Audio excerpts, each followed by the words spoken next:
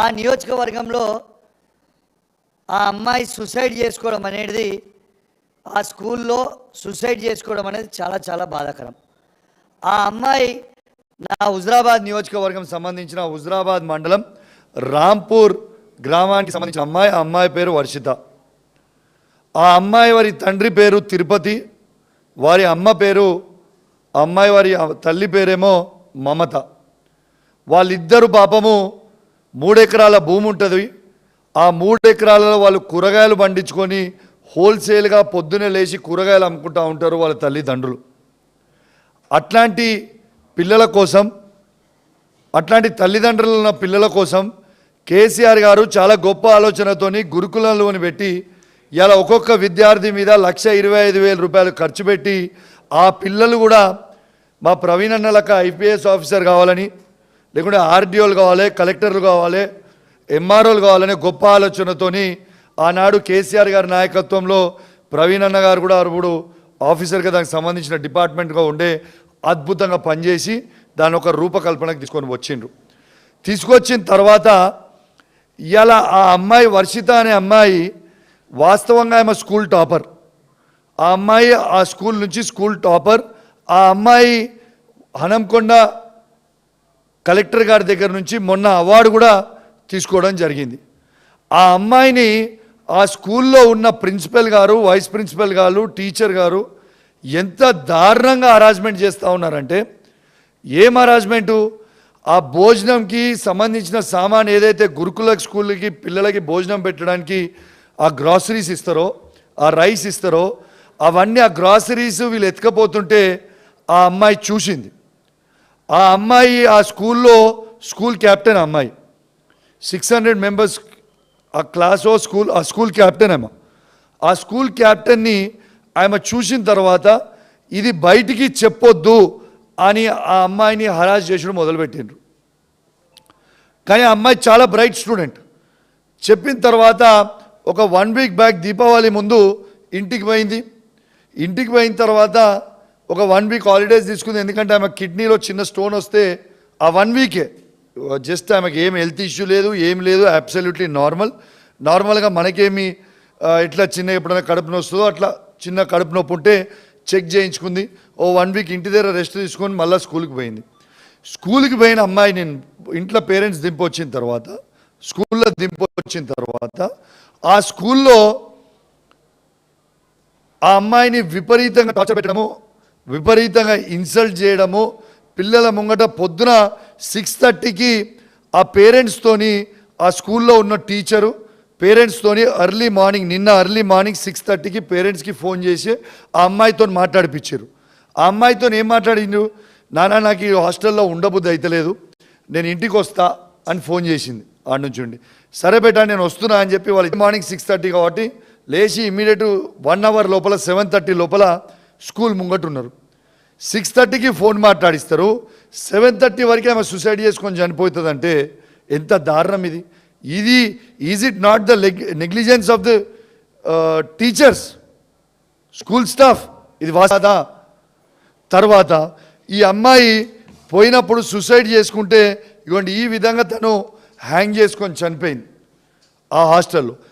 వాళ్ళు ఇన్సల్ట్ చేసిన తర్వాత వాళ్ళందరి ముంగటి నుంచి ఆమె లేచి ఆడ నుంచి హాస్టల్ రూమ్కి ఉరికితే ఆడ సూసైడ్ చేసుకుంటుంటే కూడా టీచర్లు పిల్లలు అందరు ఉండగా టీచర్ల ముంగటి నుంచి పోయినా ఎందుకు పోయింది ఆ రూమ్ వెనుక, ఎందుకు ఉరికింది అసెంబ్లీ దగ్గర నుంచి అని ఒక్కరు కూడా పోయి చూడలేదు. ఆ హాస్టల్కి ఆడ అరుస్తుంటే ఇక్కడ పక్కనే వినపడుతుంది. ఆడ అరుస్తున్నా అది ఉరి వేసుకున్నప్పుడు నేచురల్లీ మనిషి అరుస్తాడు కదా, ఆ నొప్పికి దానికి సౌండ్స్ వస్తున్నా కూడా ఒక్కరు కూడా పోలేదు. ఎంత దారుణం అండి ఇది. తర్వాత ఆ అమ్మాయిది డెడ్ బాడీ ఎట్లా తీసుకుపోతారండి?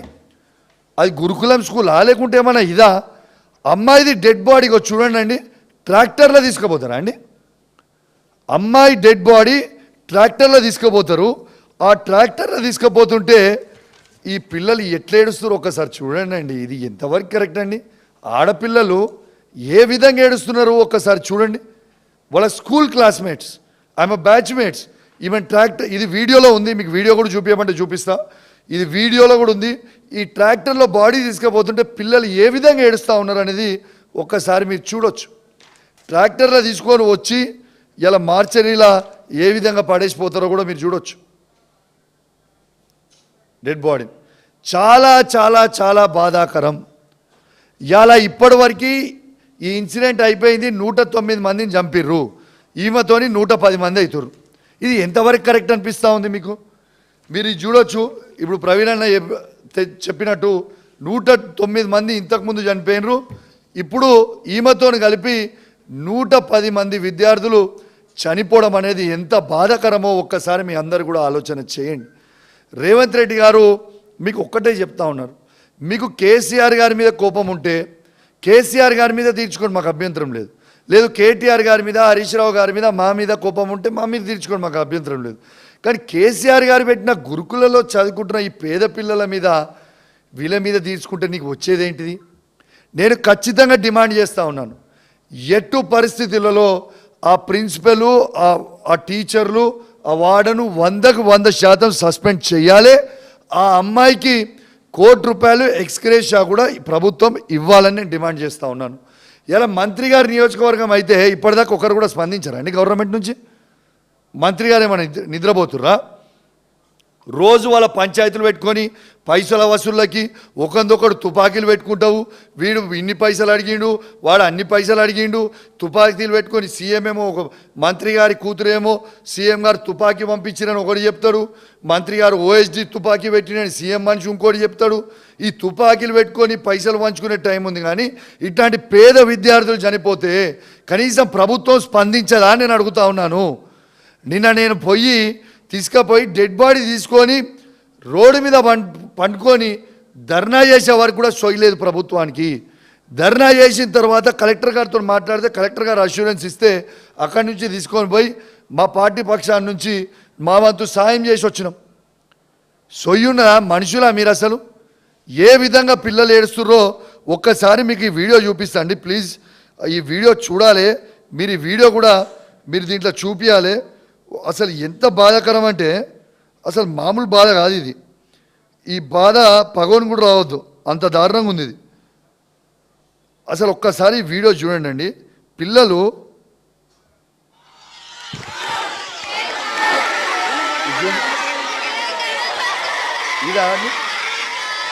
ఇదా పేద పిల్లలు ఈ విధంగా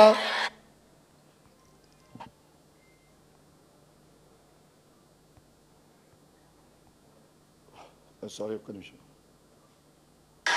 ఇది చూడొచ్చు మీరు ఏ విధంగా ఏడుస్తున్నారు. ఇది దేనికి ఏడుస్తున్నారు? అమ్మాయి డెడ్ బాడీ ట్రాక్టర్లో తీసుకుపోతున్నారు.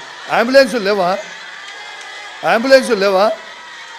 ఆడ నుంచి హుజరాబాద్ నుంచి వంగరాకి ఎన్ని హార్డ్లీ 6-7 కిలోమీటర్స్ ఉంటుంది. అంబులెన్స్ పిలిస్తే రాదా? దగ్గర మండలం సంబంధించి భీమదేవరపల్లిలో ఉన్న అంబులెన్స్ పిలిస్తే రాదా? ఏందండి అసలు ఏం జరుగుతుంది ఇక్కడ? ఇది ఒక్కసారి ఈ వీడియో చూసిన తర్వాత ఇంకా కొందరు పనికిరాని చిల్లర వాళ్ళు, ఈ కాంగ్రెస్ బీజేపీ చిల్లరగాళ్ళు కొందరు మాట్లాడి ట్రోల్స్లు చేసి కామెంట్లు పెడతారు. సిగ్గులేవు మీకు కొంచెం కూడా? బిడ్డ జాగ్రత్తగా ఉండ్రి. కాంగ్రెస్ బీజేపీ వాళ్ళకు కూడా చెప్తున్నా, ఇష్టం ఉన్నట్టు ట్రోల్ చేసుకుంటా, ఇష్టం ఉన్నట్టు మాట్లాడితే తాట తీస్తాం, తోలు తీస్తాం బిడ్డ, ఏమనుకుంటున్నారో.